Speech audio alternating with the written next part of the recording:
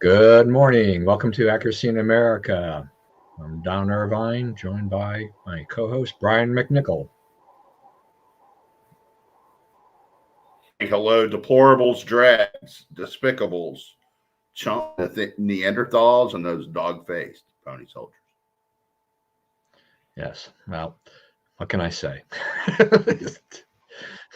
Those are our regular things. That's who we All are. right. It's not going to get any better, folks. All right. So anyway, we'll actually start off with the fact that we've got a big holiday coming up tomorrow. This is the start really of as we get into the big part of the Christmas / holiday season.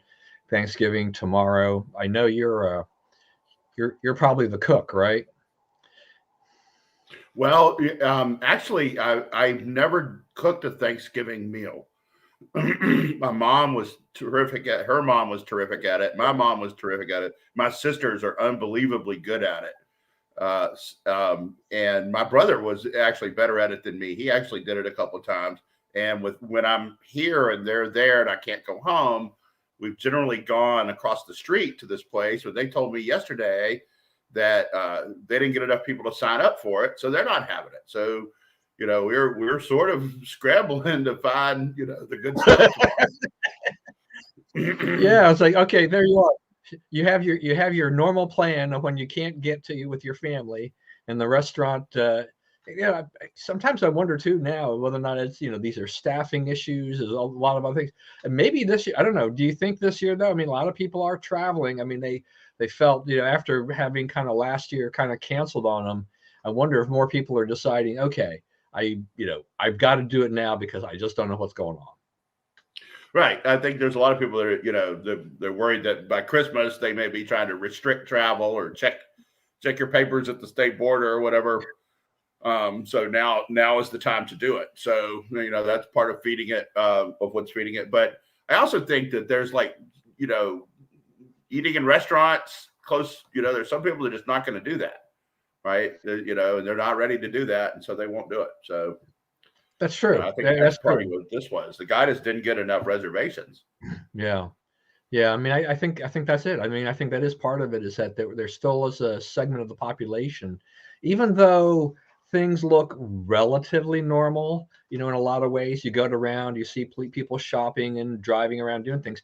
There's still a certain percentage of the population that is not willing to eat in a restaurant. I mean, we go once or twice a month to Cafe Rio. It's kind of just relatively inexpensive, Tex-Mex place. It's based out of Utah, so we support that kind of a thing like that.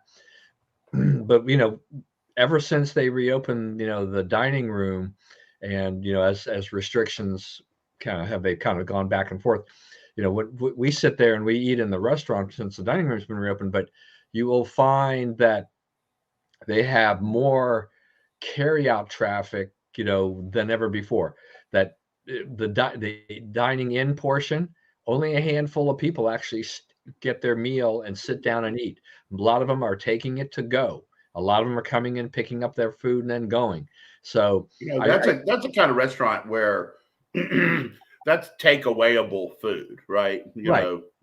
But I mean, that's even like IHOP, places like that, where you generally going to sit there and eat. If you're going to go there, they're in the same situation. I mean, the takeout is overtaken, in the dining room eating in a lot of ways. Yeah. I mean, there's some places. Yeah. I mean, IHOP. I mean, see that to me, that's kind of food. It's like, because it's a lot of pancakes and stuff like that. Unless you live like 5 minutes away, why do you? I don't know. Carry out pancake. By the time I get it home, it won't taste as good. Right. That's right. That makes a big difference in that. Yeah. I mean, getting a burrito. I mean, I can transport it 15 minutes and it's still going to be fine. Right. But a pancake, because of because of what a pancake is and what it's made out of, the texture and everything else, you need to eat that sucker pretty much right away. Pretty quick. It's like pizza, although we deliver pizza, but pizza is right.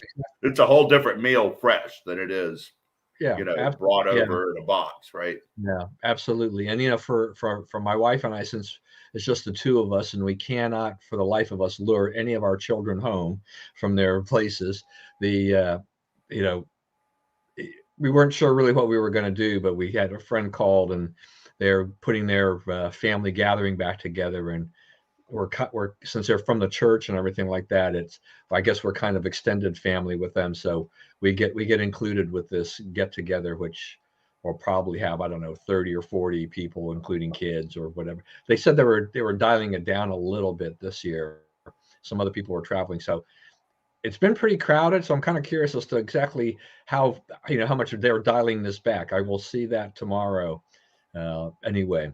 But yeah, so I'll be I'll eat a little bit of turkey, but it's turkey's generally not my favorite thing to eat. So this allows me to at least to go and have a little bit and not have to worry about leftovers. I know a lot of people love leftovers and stuff like that, but I'll concentrate on some of the other things that'll be there. But with that many people, there'll be a lot of variety of food too. That's right. So, but yeah, I mean, look, I mean, Thanksgiving. I mean, the travel is booming as based on everything we're seeing. People are, they're flying, they're driving. That I think a lot of it is just what you said, though, is that not really knowing what we're looking at, a month from now or thereabouts. Do it now for sure, because I think Christmas will still be fine, but you just can't tell what the government and all these other things, Right, because want. we've long past the stage where like the effectiveness of these strategies matters, right? I mean, there's no evidence that like these shutdowns like reduce incidents of COVID, right? I mean, the lowest COVID state in the nation right now is the one that does absolutely nothing to stop it, right? Florida. So, those things are not tied anymore. So it's just the politics. And so, you don't know when they're going to reassert their control. Right. It's something interesting too. I was reading the other day that I think Nebraska has like, their unemployment rate is like 1.9%, and Utah's at like 2.2%. A lot of the really ultra low unemployment statistics figures in states are coming from states that are, that don't have these draconian, mandates in effect.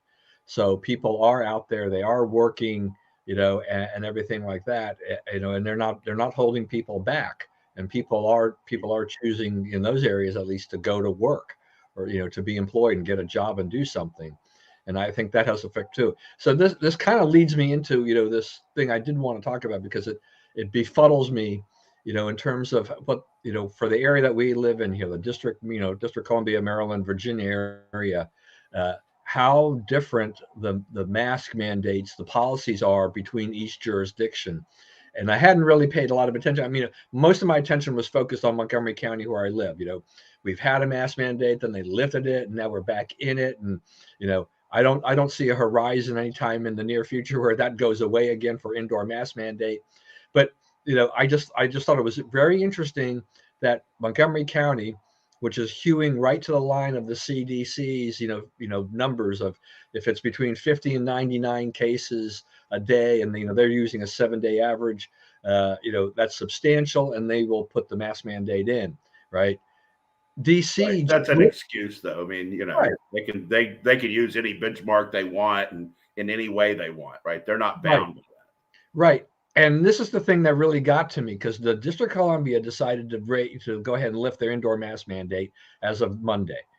And a lot of liberals howled, as you can imagine. And I was a little bit surprised, because DC is such a liberal enclave. I mean, the mayor's a big liberal, and she did this. And when I was looking at this, the report is that the cases were 730 per 100,000. Basically, they're like 14, 15 times greater than Montgomery County, and they're lifting them. I mean, Right. it's still 730 per 100,000 is still a pretty small number. But when you're at 50 to 99, that's minuscule. I mean, once again, back to what you were saying. All of these things. Where's the effectiveness of this? Right? I mean, we're past that. There's been no link between mask mandates and reducing COVID spread, none whatsoever. So to the extent it has ever done anywhere, it's purely political, because the science does not support it. the mayor, she said, she doesn't see the virus gonna virus, right? And she doesn't see the benefit of it. And it's costing DC a lot of money in tourism, right? And I think that's what, DC, there's now a big push they've lowered the metro fares. They've cleaned up some stuff. They're doing some things because they realize that like the tourist dollars have really dried up there. This is one place where people are not coming. And so, and she thinks that's part of it. And that's part of why they're doing it. And plus, the enforcement of it is ridiculous and so forth. And it doesn't do any good. That's not helping anybody. So, I think she's on the right track. There's no political pressure in Montgomery County for them to change, just doing the autocratic stuff they do. Interesting on that in Virginia. So Virginia, the mask mandate ran out in June because the way the law is written in Virginia, the governor has emergency powers to enact stuff like that, but only for a certain amount of time. And when that time is up, then he has to get approval from the General Assembly. And that would have been a tough vote for the General Assembly to take, right? To reinstate or lengthen the mask mandates. And it was the summer and cases were down and so forth. So he lifted them, and he's now, absent another vote of the General Assembly, he can't really put them back on. So the incoming governor, Glenn Youngkin, has said he will let localities that want to have a mask mandate do it, but there will be no mask mandate from the state. So, which, a lot of, righties went off about that. This is not what we elected and whatnot. But the thing about it is it's good politics because like who's gonna enact one? Maybe like Falls Church or Arlington, some 85% liberal community. And then you say, okay, you can't really be too mad at the governor because he let you do what you wanted to do, right? And the people who are like, a mask mandate is ridiculous now, we're going one town over and eating their restaurants, right, can do that. And you can actually isolate actually put the economic punishment onto the people who deserve it most. So, I think it's good politics what he's done. And I think it makes sense to me. Yeah, look, Larry Hogan did pretty much the same thing in Maryland. They had the statewide thing, and then at a point in time, he decided, okay, look, this is this is the state policy. And then when he lifted that, in essence, he said, okay, localities can determine their own fate in a sense. And so what we do see tendency is that the areas that are governed by these ultra liberals, these kind of people, they've been kind of putting the thumb down on us, right? The ones that are more balanced or whatever, they look at it, and they're also a little bit maybe like Muriel Bowser in DC. They looking at the economics of this. Is that you impose these mask mandates, you are you're now basically encouraging your people, the people who've been spending their tax dollars in your county to go somewhere else and to spend if they want their freedom. I think the liberals in Montgomery County will stay and shop and dine and whatever in Montgomery County, but a lot of the rest of us wear 3 masks to show their solidarity with the cheerleaders. And yeah, I know. Yeah, don't even get me started on that double, triple masking thing. It's like, look, one mask is not really helping you. 3 masks, this is ridiculous, and you can't breathe at that point. Yeah, 3 times stupid. It is what it is. You're going to cut off all the oxygen to your brain. That's right. But it may not be a bad thing with a liberal. Right, that's but what comes out might be better. Who knows? Yeah. Exactly. So that's the thing. A lot of people are saying, why is there such a difference between DC, Maryland, and Virginia like this? Is this that why can't these 3 jurisdictions get together on this? But they have different form of government. Different people are running things and making those decisions. Different political realities, completely. Yeah. Virginia has elected some Democrats in recent years, but it's still run as a Republican, low tax, pro-business state, right? It's still a quote conservative state. And Maryland is the other thing. And you can really see it's like I remember we were standing on one of the big apartment buildings in Old Town Alexandria one night, right? And when you're up on top of the building, it's really stark. Like you look on the Maryland side and it's all dark. right? Because it's it's Fort Washington and it's all that kind of stuff, right? And you look the other way, and there's nothing but wealth as far as the eye can see. Hotels, condos, high rises, restaurants, vibrant, this and that. Maryland dark because of the way Maryland does business, right? Maryland is we all depend on government type of economy, and you're never going to get but a certain amount of growth out of that. That's right. All right. Enough of that. On to other news. Kyle Rittenhouse. So this obviously became a big news story last week when the jury acquitted Kyle Rittenhouse of the charges, and I think we got kind of the typical liberal reaction. I mean, just the uproar from the liberals about this is the injustice about this. I think Black Lives Matter has been in this saying like we need to go and riot and do a bunch of other commit acts of violence and things like this. Give me your rundown here on Kyle Rittenhouse and how this all worked out. All right. If you don't want Kyle Rittenhouses in your community, 17-year-old kids with AR-15 sitting in front of stores, shooting anybody that goes crosswise of them, then don't be talking about defunding the police. What happened here was these business owners asked him for help because they knew that there was looting and property damage coming their way, and that the police had no intention of doing anything to stop it. So that is what you want to talk about. What caused this? That's what caused this, right? Now we can get into the legal particulars. Does he have the right to own the gun? Yes. Is it good to protect stuff? Yes. Right. That's what the Second Amendment is all about. Was he attacked? Yes. The video is pretty clear. The jury couldn't deny it as much as it may have wanted to, that he was attacked and he defended himself. Okay. And you can say, well, why is a 17-year-old kid down there doing this? Okay. Because, those people had no confidence that the government is going to do the only thing the government is actually supposed to do for us, which is protect our property. We're supposed to protect ourselves.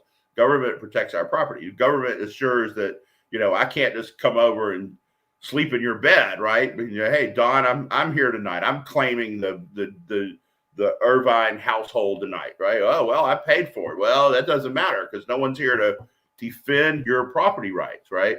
So, if we're not going to defend, and you see the videos of the people in California looting the stores every day, right? Just go in, flash mob, and take everything they want out of a store because they know that the police are not protecting property. Until that is restored, you're going to have all kind of vigilante stuff. You're going to have all kind of people taking stuff into their own hands that they should not probably be doing because the police are not in position to do what they are supposed to do. Yeah, and from my reading of what was going on there is just that stuff things came out during the trial that showed that Rittenhouse, I mean, it was he was really kind of a victim of these other people. I mean, he didn't go willy-nilly shooting these people. I mean, there was provocation that came after him. Yeah. Right. Yeah. And so he was defending himself. And it seemed like the prosecution's case just seemed to start to kind of fall apart. Stuff happened there. And it's like what may have, on paper at first, and thanks to media reports and everything like this, looked like maybe a strong case and they were going to do this, seemed to, at least in court, had fallen apart. And this is our judicial system. I mean, this is the way you get charged, you go through this.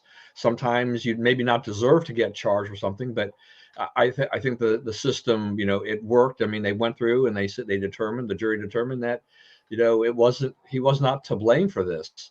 But the knee-jerk reaction from the left about this is just, they're not understanding it. I mean, we have, you get the woke politics from the NBA people, what was, Steve Nash of the Nets and, Steve Kerr of the Warriors and things like that. And they're all making their social commentary along that. I guess LeBron probably chimed in there as well. Yeah, and all this, but they didn't, they did this to me just based on media reports and from the media that they consume, and not from anything that was really an accurate report that goes into their news feed. they are, I think they already had a judgment going into this thing anyway, right? I mean, they already thought he was guilty going in, and the fact they don't get a guilty verdict going out is just a travesty of justice. And hey, Well, they want their political ideas expressed in a jury verdict, and that's not right. That's not what jury verdicts are. Fact finding, right? What did the facts show? And it's like you may not like Kyle Rittenhouse or anything he stands for, or him having a gun or anyone having a gun or any of that stuff. But the facts of the jury, the way the law was written, he was not guilty. It was pretty clear. It wasn't even a hard. The reason we were told, the reason it took so long is because jurors feared for their lives if they acquitted him. So, I mean, you want to get justice. The jurors cannot be fearing for their lives if they vote what they think the vote should be.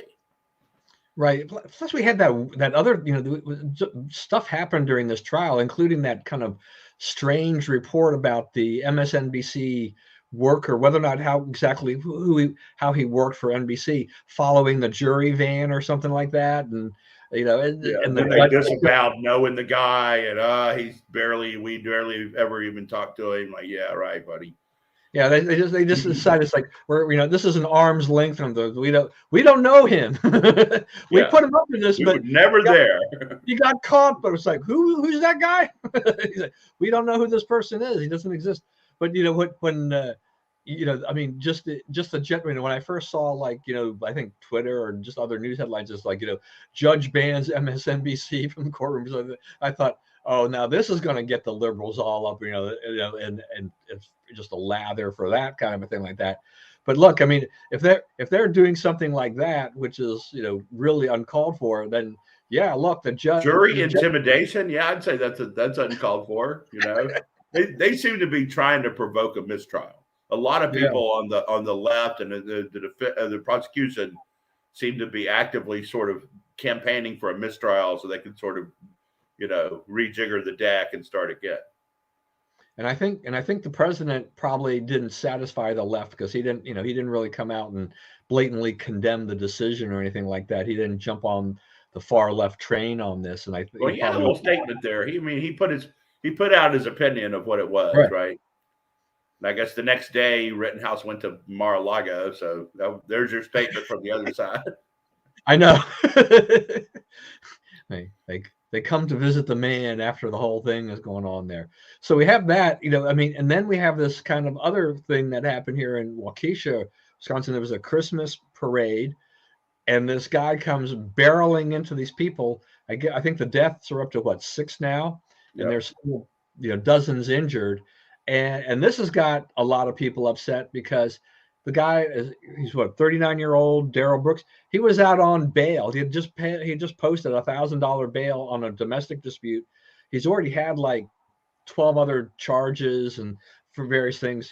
Yeah, it took the court reporter 9 minutes to read his arrest record in court. The lady's just sitting there reading over and over and over all the things he'd been arrested for. And it was 9 minutes it took her to read it all. So a lot of it, but on the other hand, so I say that a lot of it is resisting, obstructing, and weed. Right? He had weed with it. So in other words, cops are going to the scene. This guy's making trouble. They're probably saying, you know what? If you will shut up and walk away, we will shut up and walk away. But he can't do that, right? So then they say, okay, we got to arrest you. When they arrest him, they find the weed, right? I mean, that's 5 or 6 of them are essentially that, just being too big a jerk to be allowed to stay free on the street, right? I mean, that's part of it. It's when you see a cop, if you flip him both birds and call him a bunch of names, you're much more likely to get in trouble than if you just pass him by and don't say anything, right? I mean, we all know that, right? Just live and let live. And these are guys who are yelling, trying to provoke cops all the time. I mean, that's what a lot of his arrest record is. So this is a guy who cannot get along in society. He has been violent. He was pimping a girl in Nevada, a 16-year-old girl. He's most of the rest of his stuff is fighting and assaults and batteries of very, is just a guy. He's a violent guy. And what we're coming around to is the reason that we used to put violent criminals in jail for a long time, right? Because they don't get over being violent, and you take them off the streets, and they can do whatever they do in prison, but they don't do it to any of the rest of us, right?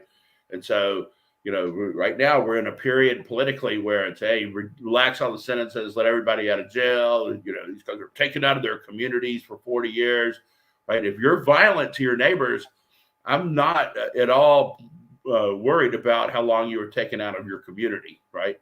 They can take you out indefinitely for all I care, because you haven't evinced the ability to live in society like that. So that's part of this, is just criminal justice is not working as it should, and this coddle these guys and try not to make them have to spend too much time in jail. That's not a viable crime strategy, right? That's part of what's going on in California with the lootings and so forth. Like, they know they're not going to be caught or punished. They don't care, right? Yeah. There's no big moral, fiber within these people that stops them. Well, I'm not going to steal just because, I don't own the property at Lord and Taylor, right? So I'm not going to go take the property because I didn't pay for it, right? That speaks to you and me, but it doesn't speak to them. Right? They don't care about that. So I mean, should he have been locked up? Should he have gone through the process? Should somewhere along the point of his criminal path, kind of thing, is that should they have actually stuck him behind bars for a long period of time?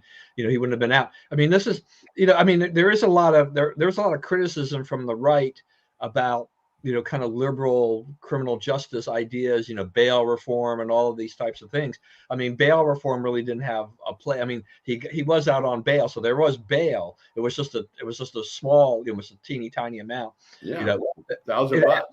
Yeah, I mean, so there were. I mean, if with his track record, at least even if they had said he had to post a higher bail amount, that might have made it a little more difficult for him to be able to be released on the streets. $1,000, you don't have to post. That's not much. I mean, people can scrape that together.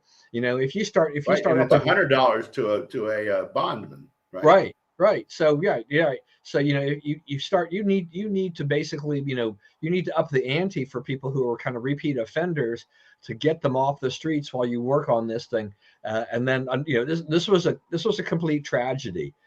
In terms of what happened here, in this sense, but there are failures of our system. In this case, I mean, we talked about, I just said, the Kyle Rittenhouse thing is something that says, this is justice worked. I mean, they did their fact finding, as you alluded to. They came up with a decision. The liberals didn't like it, but the evidence seemed to be pretty clear that Kyle Rittenhouse was within his right to do this. This guy gets out, and again, he's a repeat offender of various types of things, has a very low bail, and he's out there, and then he plows into a bunch of people, kills a bunch of people, and injures a bunch of people. I definitely would argue he should not have been out on the street operating a vehicle at that point in time. That's right. And there was no accident, and this has nothing to do with fleeing some other scene, right? He went into this crowd to do what he did. He zigzagged through it to make sure he hit the maximum amount of people he could hit. So his other motivations or whatever, that's just fog that you're going to get to cover his tracks. Yeah, I don't know if it was just anger over what he had just been through and stuff like that, and he just decided to take it out on people. And there's who knows? I mean, we won't really know, but now, so now because of the serious nature of this deal, his bail is now $5 million. Okay. Okay. Now, and it's unfortunate because, it's, 6 people have lost their lives at this point in time. And it took that to get the system to say, yeah, we need to set a higher bail. Because, how he's going to have to raise part of that money. That's going to be a lot tougher for him to raise the 10% of that than of the $1,000. Right. So, and he's probably not getting out $5 million. Yeah, he's probably not going to get out. That's what that's designed for. Yeah, and that's so it's unfortunate that he was out there to begin with. So in relation to this, Tucker Carlson's gotten a lot of attention for a lot of things he's done during the Kyle Rittenhouse things and so like this. So then we wind up with Stephen Hayes and Jonah Goldberg basically say, well, we're quitting Fox News. Okay, now look, I'm not exactly broken up about this. Okay, I don't know about you, but I'm not broken up about this at all.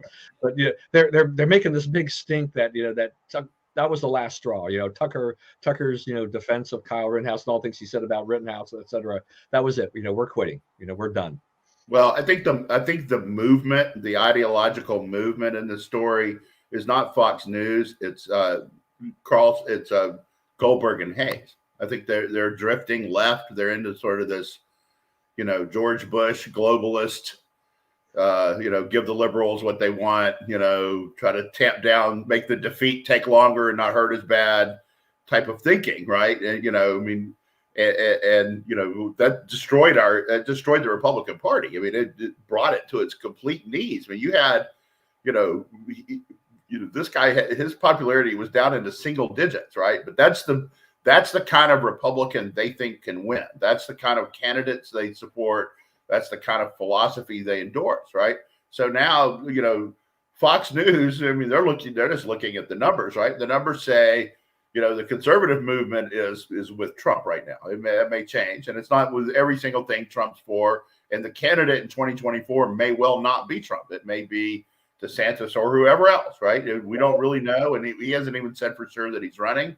And there's a lot of thought out there that if we could do Trumpism, but not with that particular individual, that you might be able to find somebody that's more electable and that would engender less, hatred and, just, bad behavior from the left. I'm not sure that's true. I think they called, Neil Gorsuch a Nazi, right?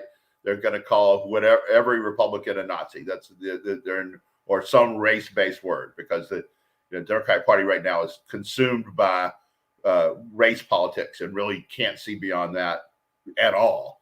So that's where they are, and so these guys are moving into that sphere, and so the sphere of Fox News of still rattling the cages about 2020, which it never got a fair hearing, right? This is part of the problem with when you deny things a fair hearing, when you say, hey, we're just going to ignore that and nothing really happened there and move on, and you guys are sore losers, right? When you never actually open the books and look at the facts, this is what you get. People still wanting to litigate the facts, right?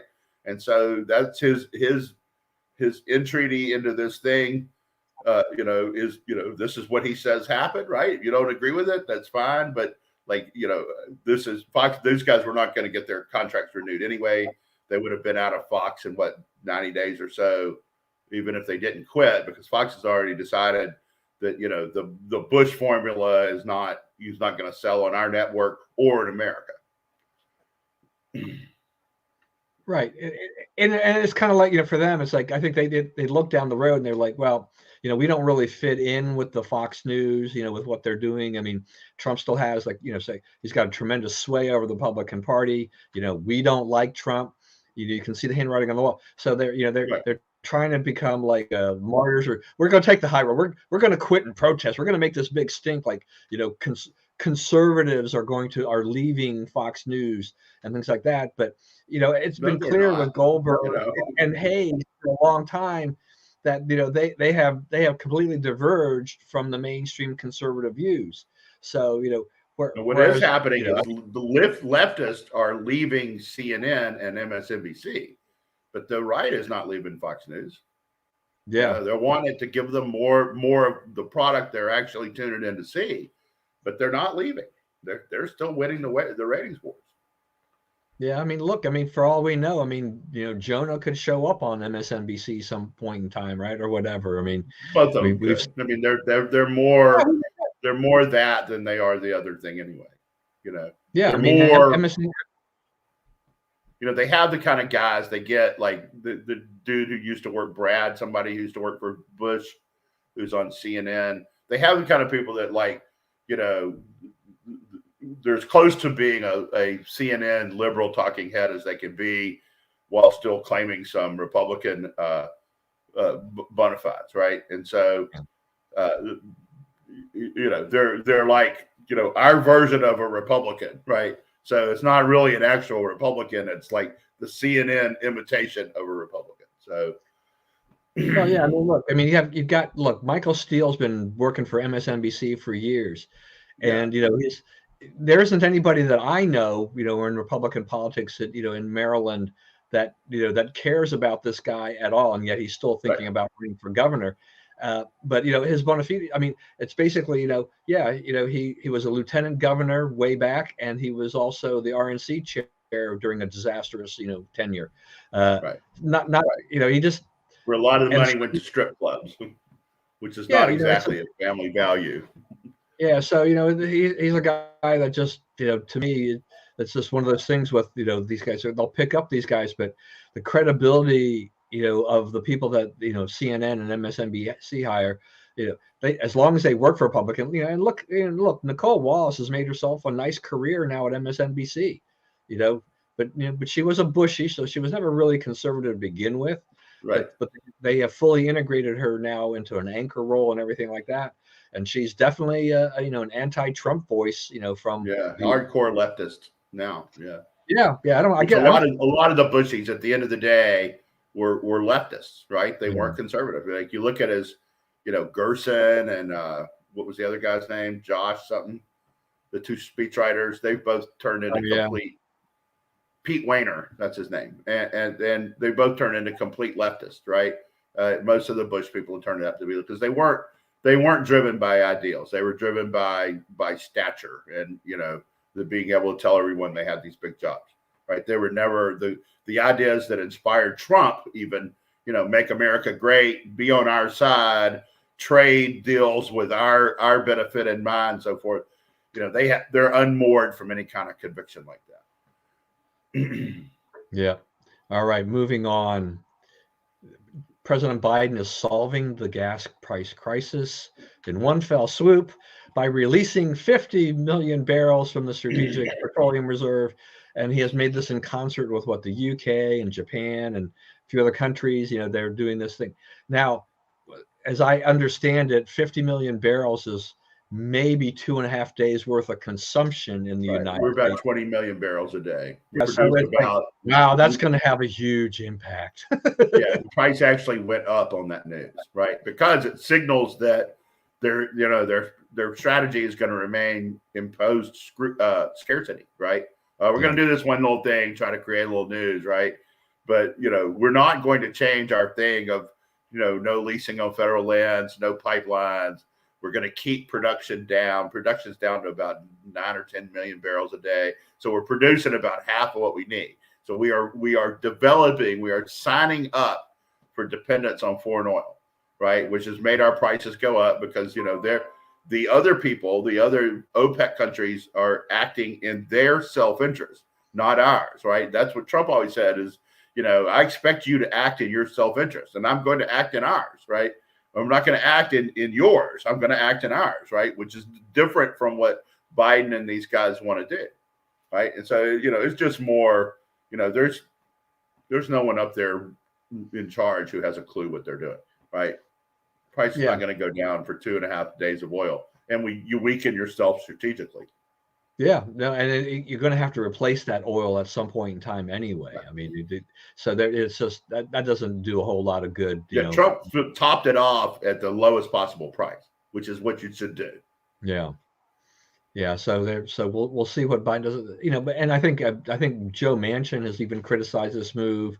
A lot of people I think a lot of experts are like, okay, this isn't really going to do any good for anybody. At all in the long run, because as you said, the thing is that the administration they have to address the policies that are at the root of this, and they're not. You got to tell us you're serious about energy exploration, right? You got to say that and really be serious about it. Let leases, allow drilling on public land. They just had an offshore sale. They sold some leases offshore.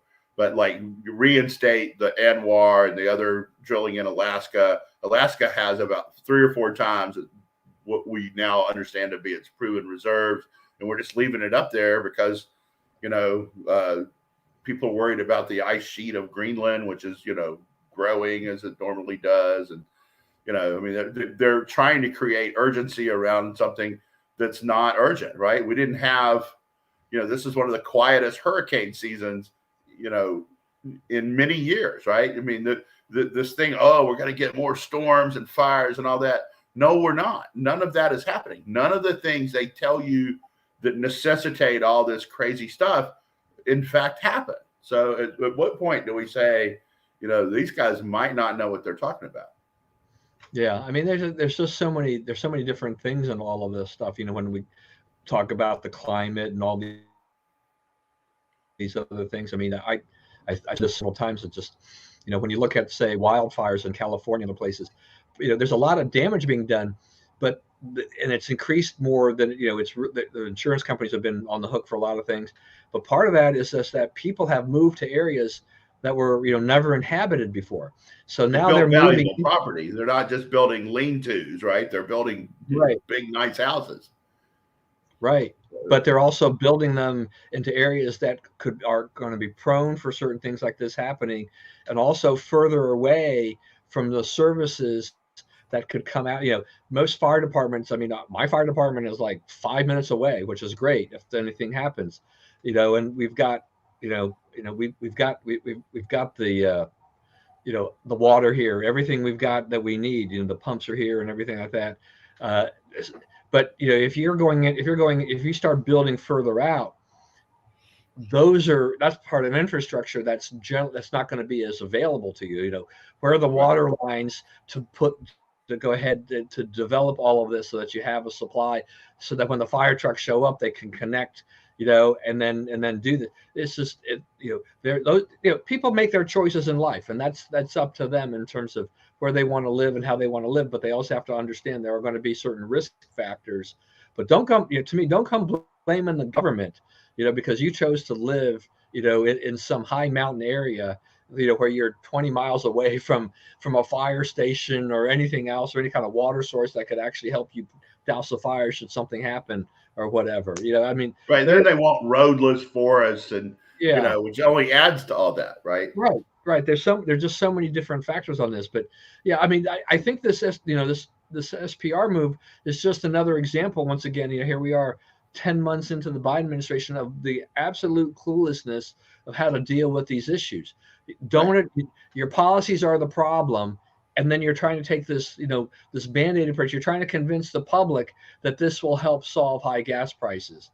And anybody with half a brain will tell you, no, it's not going to do this. Right. And so it's just smoke and mirrors seems to be the part of the whole thing. The Democrats keep trying to do all these things, and it's really not going to work in the long run. And now we're something you had brought up, in previous shows too, and we're getting closer to this. We've got that debt ceiling, right, clock ticking on here, and I'm not hearing a whole lot, about this, but we're also with the holiday season.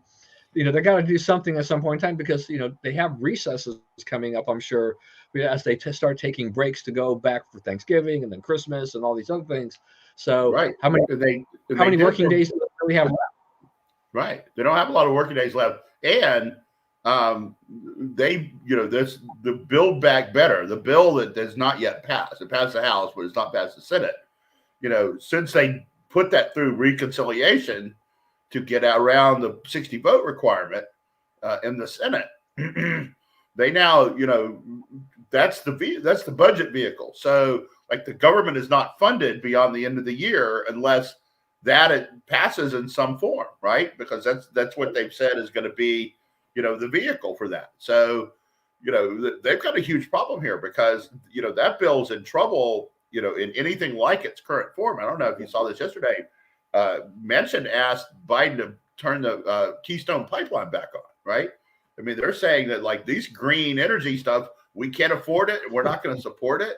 There's all this other stuff in there that, they want out. They're not close to being, and I think AOC said yesterday, the day before, she's like, there's Manchin and Sinema that about, right? But there's all kind of people opposing all kind of stuff in there that their voice doesn't have to come out because Manchin and Sinema are out front, right?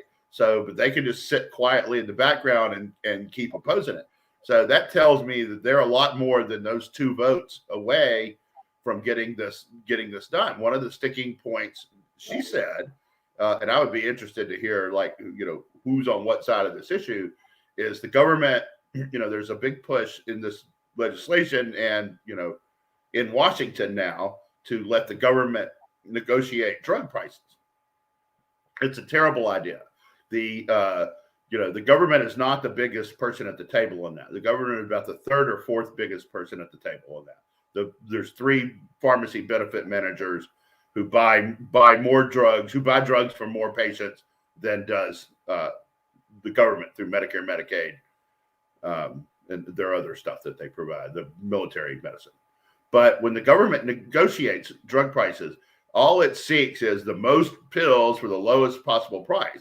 So it may not be the best pill, but it's the one we can get in bulk, right? And that's the kind of, we're past that medicine wise. That's an old thinking approach, right? But that's what the government does.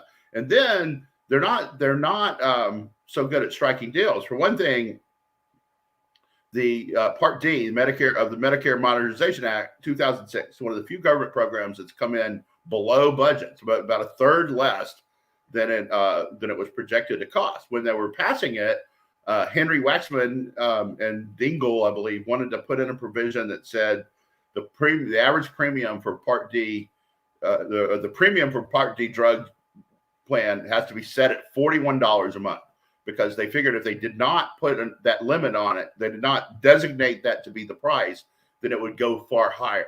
Well, it's actually, even to this day, it's like in the high 20s, low 30s. It's never been $41. So we'd have been paying at least $10, $12 more a month in premiums than was required under, the government planned economy that Waxman and Dingell were pushing. Okay.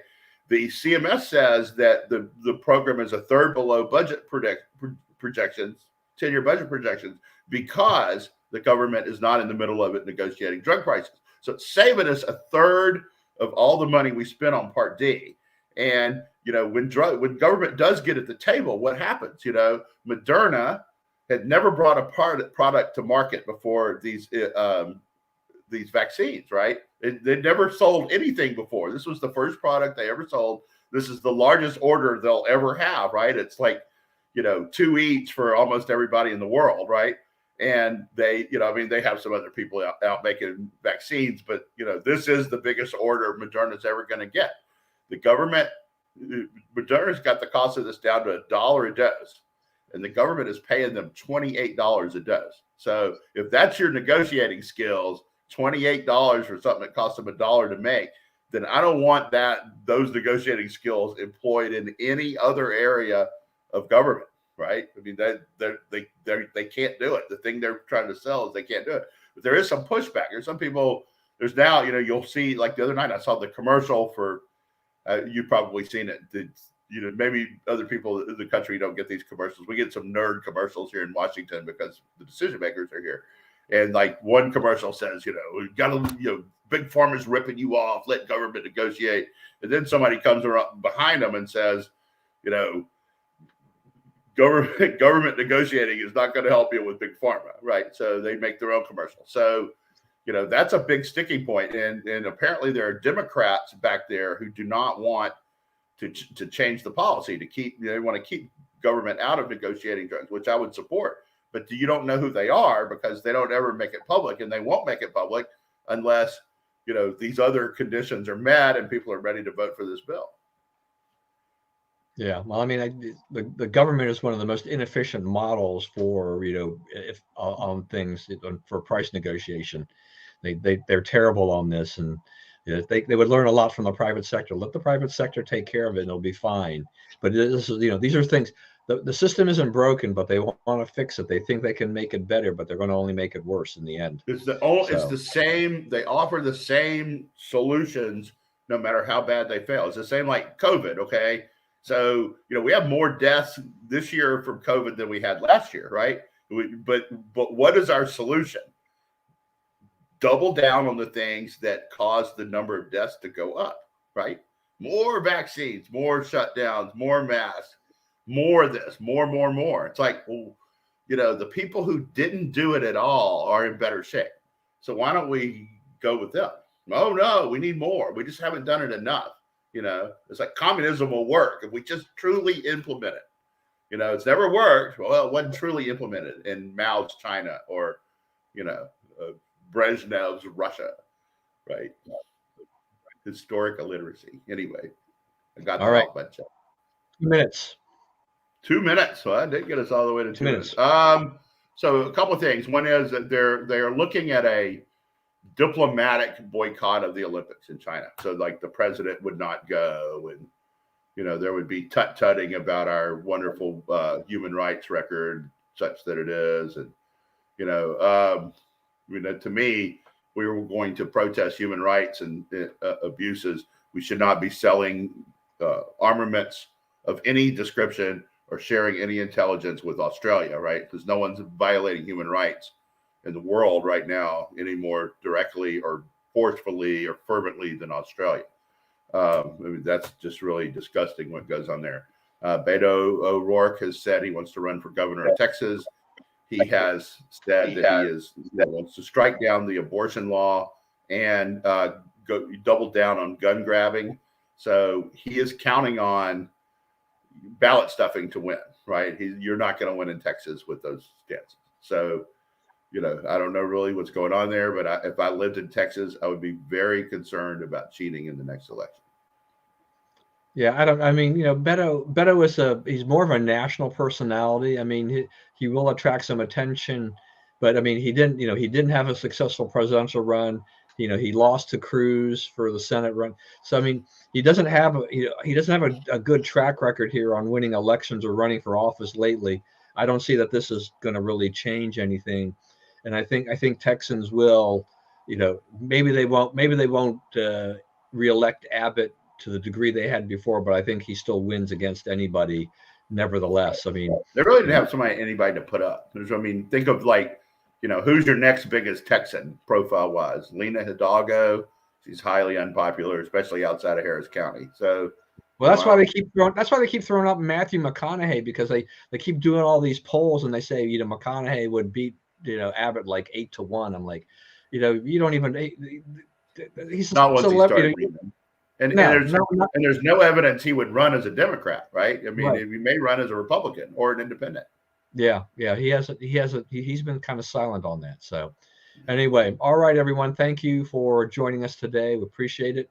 As always, stay safe and stay well. Remember, we live in the greatest country in the world, and we have a lot to be thankful for at this time of the year. So we certainly do. We both Brian and I are wishing everyone out there a very happy Thanksgiving and a very safe holiday season. And we will see you again next week for another exciting edition. I can get this button to work here.